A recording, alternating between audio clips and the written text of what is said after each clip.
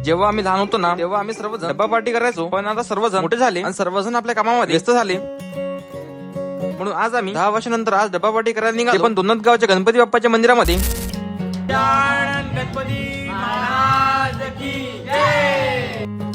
पहिले तर आम्ही दुकानामधून सर्व सामग्री घेतली, मग दोनदगावाचा रस्ता काढायला सुरुवात केली.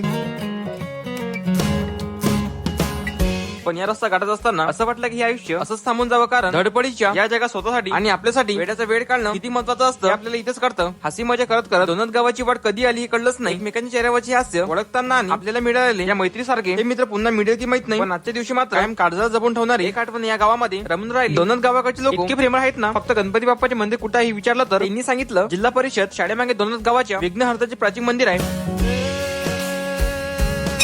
गणपती बाप्पाचे दर्शन एकदम मस्त झाले, पण हे माकडे आम्हाला मॅगी पार्टी करू दिली की नाही हे मात्र आम्हाला माहिती नाही. पहिले तर आम्ही मॅगी बनवण्याची सर्व सामग्री तयार करून घेतली, मग चूल पेटून मॅगी बनवायला सुरुवात केली.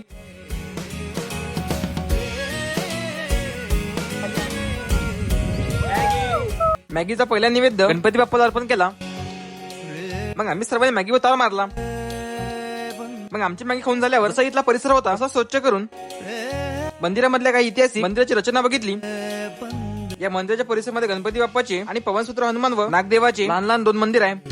गजानन गणपती महाराज की जय. आजचा हा दिवस कुठे संपला काही कळलंच नाही, पण मात्र या आठवणी कायमच्या मनात बसल्या. शेवटी जगामध्ये काय हवं असतं, निवांत क्षण आणि अशी काही वेळी माहिती नाही तर वेळीची गुंतवणूक लागते. अशी माणसं सोबत असली तर जगामध्ये कुठल्याही टेन्शनची भीती वाटत नाही. चला पुन्हा भेटू अशाच एका सुंदर प्रवासासोबत. तोपर्यंत गणपती बाप्पा मोरया.